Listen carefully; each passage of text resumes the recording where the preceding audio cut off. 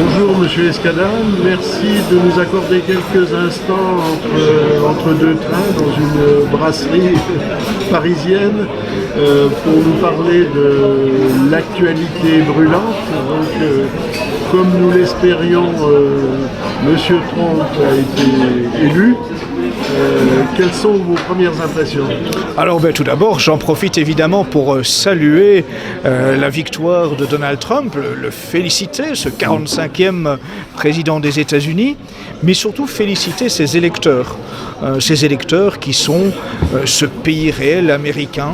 Nous qui nous référons ici en France au pays réel, eh bien nous voyons qu'aux États-Unis, le pays réel a pu s'incarner, défier complètement l'establishment, renvoyer les médias, la jet set, le showbiz, les instituts de sondage dans les gonds. Et ça, c'est quand même un vrai plaisir. Voir depuis ce matin les mines déconfites de tous les commentateurs de la presse, tous ces journalistes bien pensants, tous ces spéculateurs, tous ces agents de la bourse, tous ces personnages soi-disant experts, spécialistes, tous ceux qui devaient nous éclairer depuis des semaines sur le contexte de ces élections américaines, et bien voir tous ces gens-là faire marche arrière, le regard bas, la larme à l'œil, c'est assez réjouissant. Alors, parlons un peu en pratique.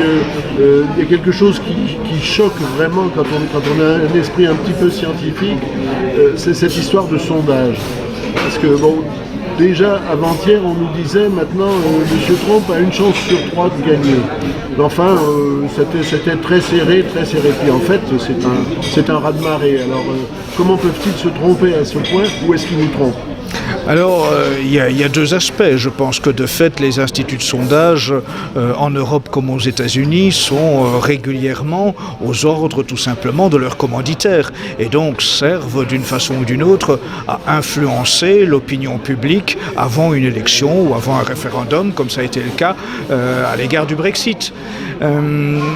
D'autre part, il y a aussi un phénomène annexe quand même, de plus en plus évident, c'est que l'homme de la rue, l'électeur de base, celui qui est l'homme d'en bas.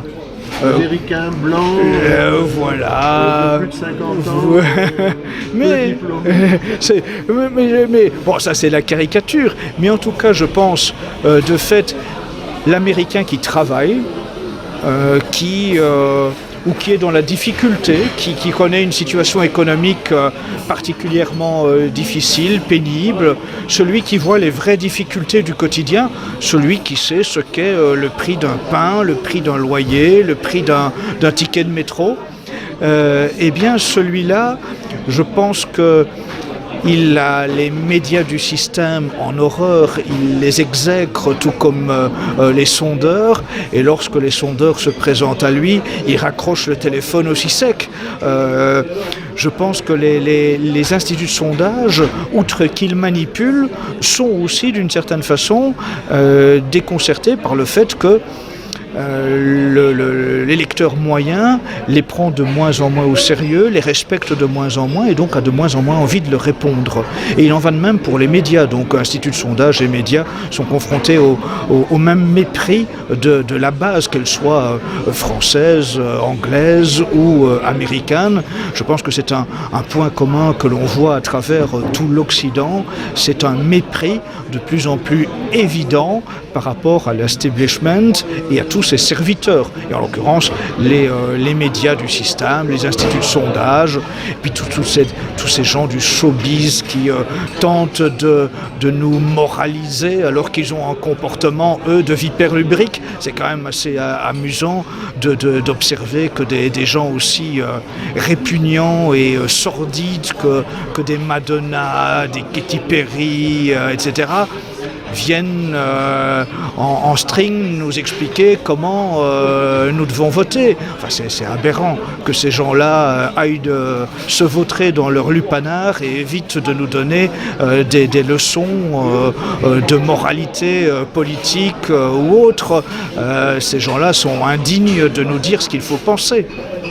Alors, la première réaction qu'on sent en Europe, c'est ce monsieur Trump, il est incompétent puisqu'il n'a jamais exercé aucune activité politique. Où va-t-il nous emmener? Est-ce qu'il ne va pas emmener l'Europe, le monde, les États-Unis, bien sûr, à la catastrophe? Qu'est-ce que vous en pensez? Mais d'abord, je pense que le fait qu'ils ne viennent pas du sérail politique, c'est plutôt de bon augure et c'est une bonne nouvelle. Ceux qui viennent du sérail politique, on a plutôt l'impression qu'ils sont tous compromis. Ils sortent tous du même moule, ils sont souillés des mêmes vices et des mêmes virus. Comment pourrait-on espérer que ces gens-là, lorsqu'ils ont participé à la compromission, lorsqu'ils en ont été complices durant des années, tout d'un coup s'en libèrent et viennent servir le bien commun? C'est une illusion. Hillary Clinton, elle a tellement de casseroles au mollet que l'on voit mal comment elle aurait pu mener une politique au service du bien commun. Donc c'est une bonne nouvelle que M. Trump ne soit pas issu du monde politique. Je pense que la compétence, de toute façon, elle ne sera pas moindre que celle de sa rivale. Est-ce que Hillary Clinton était compétente pour se servir? Ça certainement. Compétente pour tromper, manipuler? Ça certainement, mais c'est pas ce qu'on attend d'un président de la République. Donc Donald Trump, en tout cas, en tant qu'homme d'affaires, quels que soient les problèmes ou les difficultés qu'il a pu rencontrer, c'est quand même imposé, il faut le constater. Et puis surtout, les déclarations qu'il a faites durant toute la campagne électorale, notamment dans les questions de géopolitique, sont plutôt intéressantes. Donc en cela, je pense que M. Donald Trump est plutôt apparu comme un pacificateur, contrairement à l'image que l'on veut en donner, alors que c'est plutôt Hillary Clinton qui était la va-t-en-guerre et dont on pouvait bien imaginer que si elle avait été élue, elle aurait souscrit aux recommandations de certains généraux américains qui auraient volontiers voulu mener une action belliqueuse contre la Russie. Si l'on observe les dernières déclarations de Donald Trump au cours du dernier trimestre, on voit que Donald Trump était officiellement en faveur d'une vision pacifiée des relations russo-américaines, qu'il avait l'intention d'adopter une autre attitude envers Vladimir Poutine et la Russie. Et d'ailleurs, on voit bien que de part et d'autre, c'est cette vision pacifiée qui est en train de s'imposer, puisque la Russie a immédiatement salué la victoire de Donald Trump.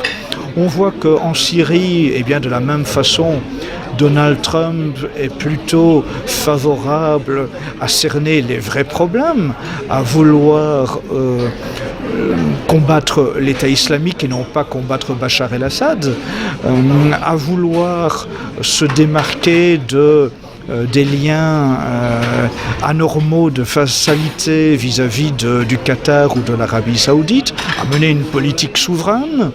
On voit d'autre part M. Donald Trump demander que les États-Unis se libèrent des contraintes de l'OTAN. On le voit également se féliciter du Brexit et avoir invité Nigel Farage à ses meetings. C'est de bon augure quand même par rapport à ce qui a jusqu'à présent été la politique américaine avec le traité transatlantique dont on sait que l'Europe aurait été le dindon de la farce. On voit en politique intérieure M. Donald Trump favoriser une politique de préférence nationale, l'Amérique aux Américains, vouloir s'opposer à une immigration incontrôlée, vouloir favoriser l'Américain moyen, le petit commerce. Eh bien, c'est un peu le discours que tient Civitas, toute proportion gardée en France. D'ailleurs, j'observe que dans une interview il y a quelques jours, Christine Ockrent, qui est censée être une spécialiste éclairante de la situation aux États-Unis, décrivait l'électorat de Donald Trump comme un électorat religieux, conservateur, anti-avortement, pro-famille traditionnelle, anti-mariage homosexuel, patriote, protectionniste, etc. Somme toute, ça correspond assez à la vision qu'on a de ce qui devrait être l'électorat de Civitas. Donc je pense que tout ça, finalement, nous apporte pas mal de points communs. Alors, bien sûr, je ne me fais pas d'illusions particulières, je n'ai aucune garantie de voir Donald Trump tenir toutes ses promesses. On sait qu'à ce niveau de pouvoir, les pressions seront énormes et on n'est pas du tout à l'abri d'une nouvelle pirouette. Mais en attendant, le programme qui lui a permis de se faire élire, c'est un programme qui est assez séduisant et surtout l'électorat qui a élu Donald Trump, c'est l'électorat que nous saluons avec beaucoup de plaisir. C'est vraiment celui qui est le pendant des Français auxquels nous nous adressons ici. C'est ce pays réel, aux États-Unis comme en France, qui est amené de plus en plus à défier le système, à se libérer des pressions, des lobbies, des forces occultes, des médias, etc.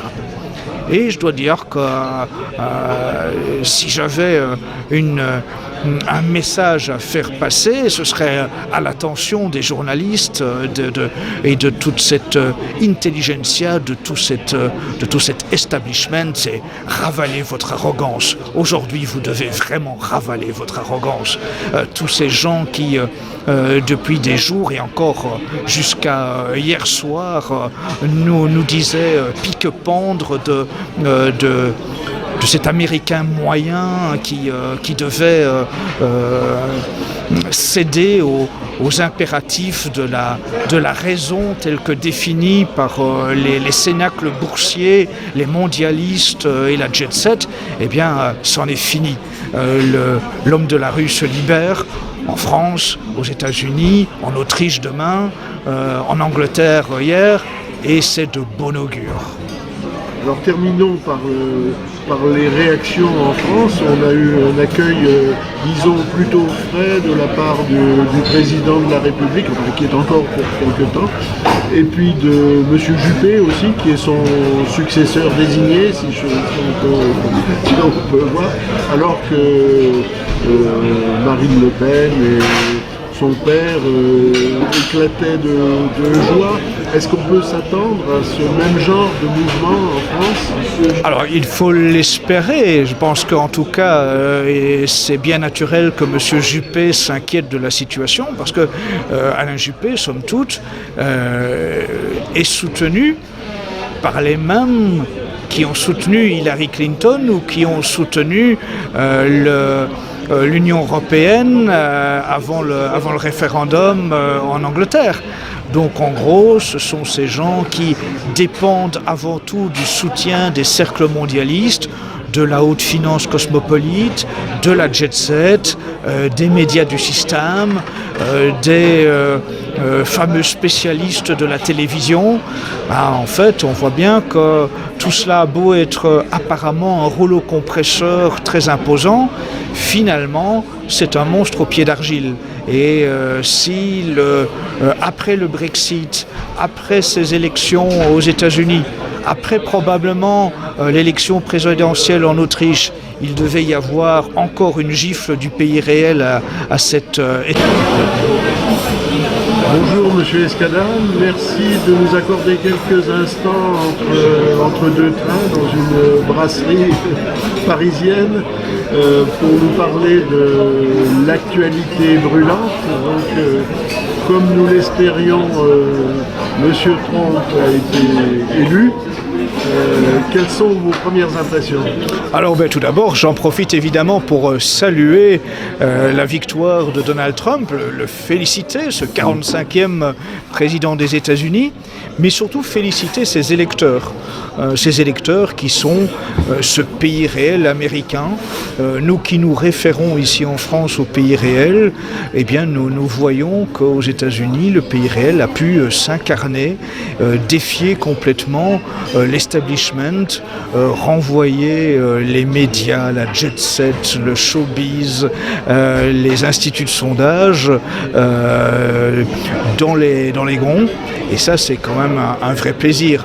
Voir depuis ce matin les mines déconfites de tous les commentateurs de la presse, tous ces journalistes bien pensants, tous ces spéculateurs, tous ces agents de la bourse, tous ces personnages soi-disant experts, spécialistes, tous ceux qui devaient nous éclairer depuis des semaines sur le contexte de ces élections américaines, et bien voir tous ces gens-là faire marche arrière, le regard bas, la larme à l'œil, c'est assez réjouissant.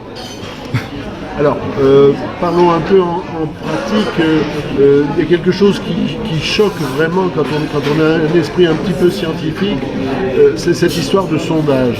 Parce que, déjà avant-hier, on nous disait maintenant M. Trump a une chance sur 3 de gagner. Mais enfin, c'était très serré.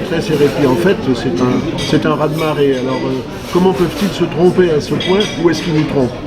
Alors, il y a deux aspects. Je pense que de fait, les instituts de sondage en Europe comme aux États-Unis sont régulièrement aux ordres tout simplement de leurs commanditaires et donc servent d'une façon ou d'une autre à influencer l'opinion publique avant une élection ou avant un référendum, comme ça a été le cas à l'égard du Brexit.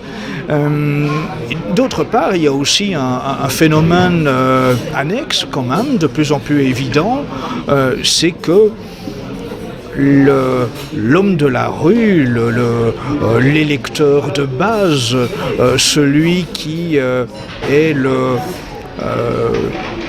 l'homme d'en bas.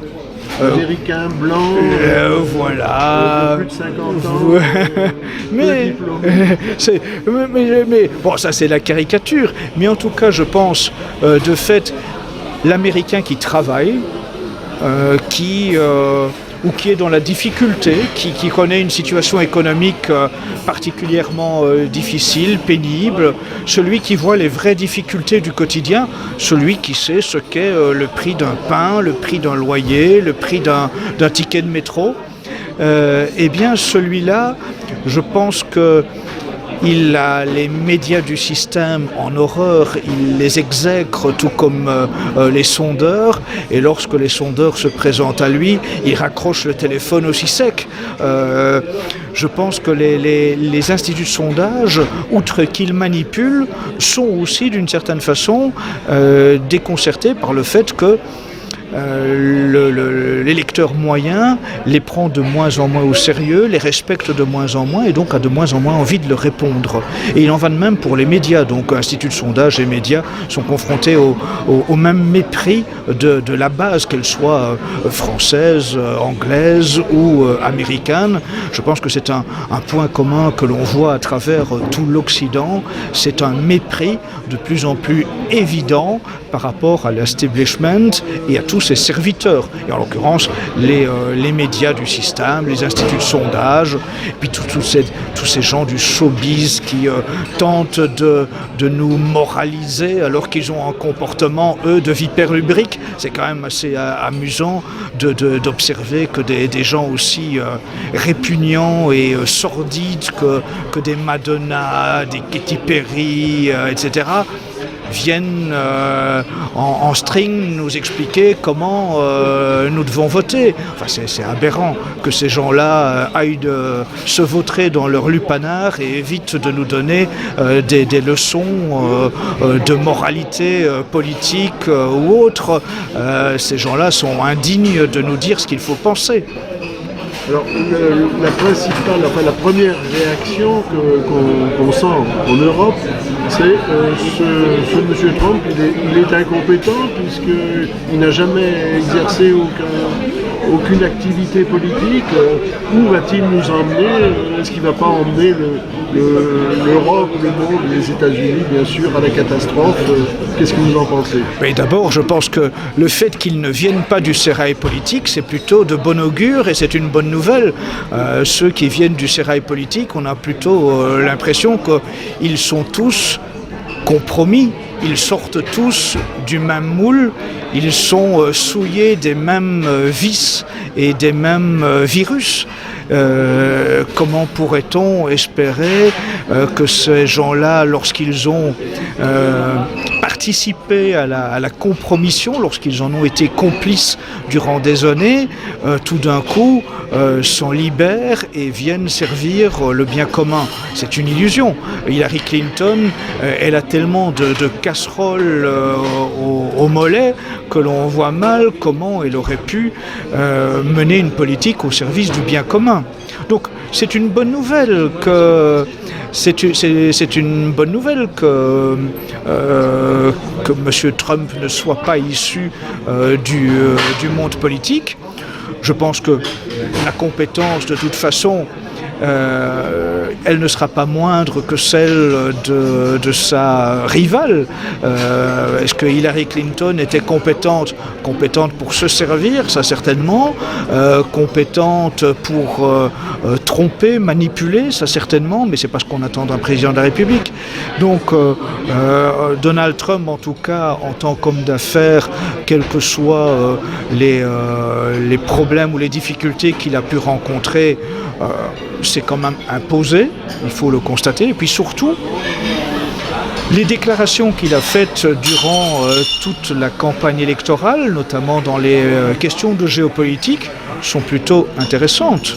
Donc en cela, je pense que M. Donald Trump est plutôt apparu comme un pacificateur, contrairement à l'image que l'on veut en donner, alors que c'est plutôt Hillary Clinton qui était la va-t-en-guerre et dont on pouvait bien imaginer que si elle avait été élue, elle aurait souscrit aux recommandations de certains généraux américains qui auraient volontiers voulu mener une action belliqueuse contre la Russie.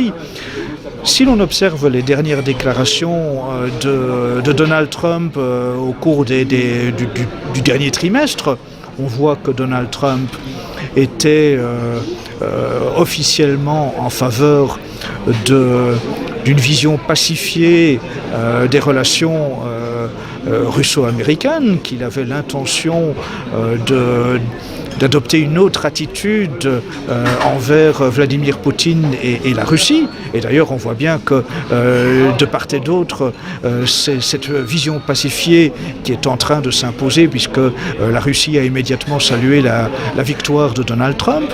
On voit qu'en Syrie, eh bien, de la même façon, Donald Trump est plutôt favorable à cerner les vrais problèmes, à vouloir combattre l'État islamique et non pas combattre Bachar el-Assad, à vouloir se démarquer des liens anormaux de vassalité vis-à-vis du Qatar ou de l'Arabie saoudite, à mener une politique souveraine.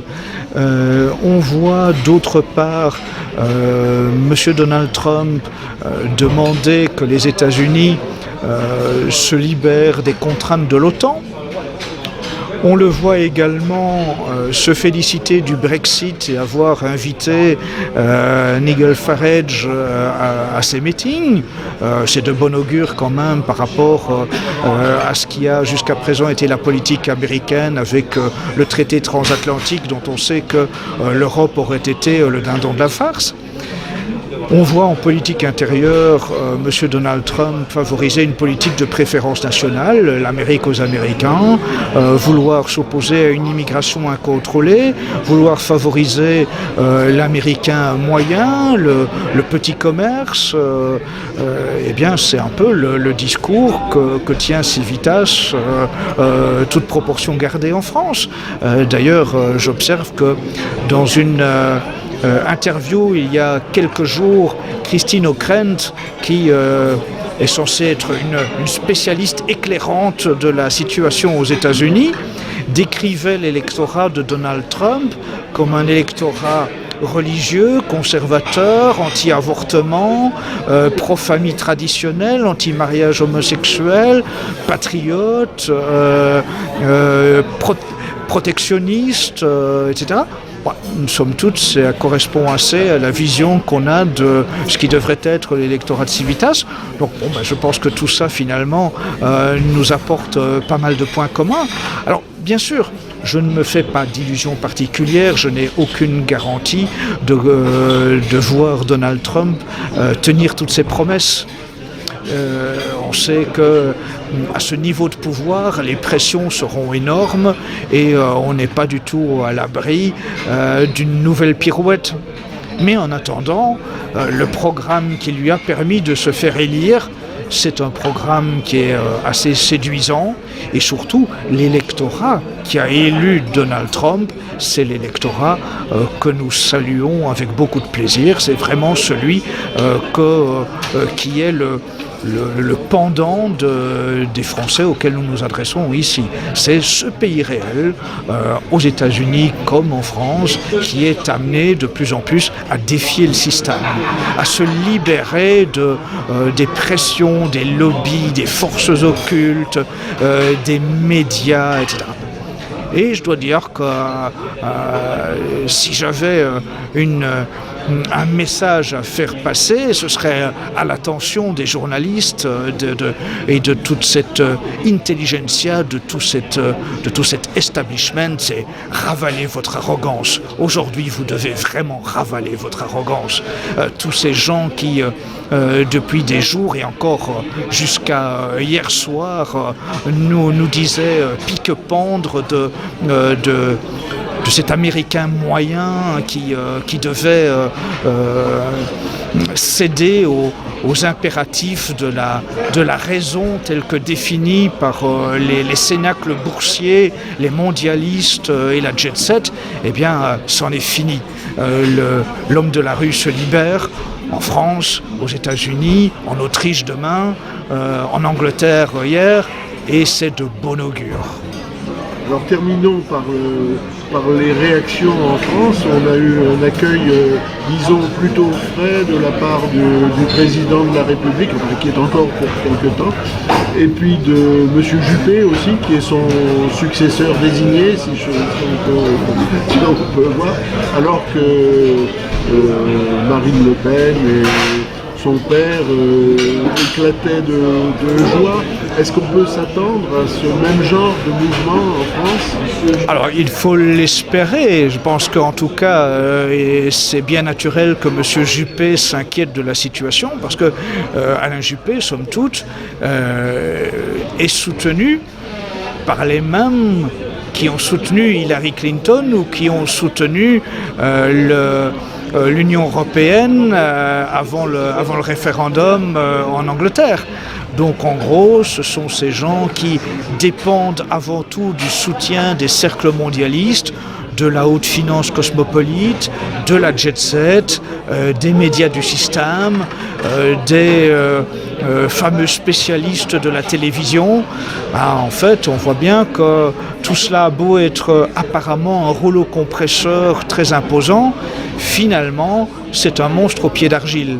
Et après le Brexit, après ces élections aux États-Unis, après probablement l'élection présidentielle en Autriche, il devait y avoir encore une gifle du pays réel à cet establishment, elle serait sans aucun doute pour Alain Juppé. Merci. Merci à vous. Establishment, elle serait sans aucun doute pour Alain Juppé. Merci. Merci à vous.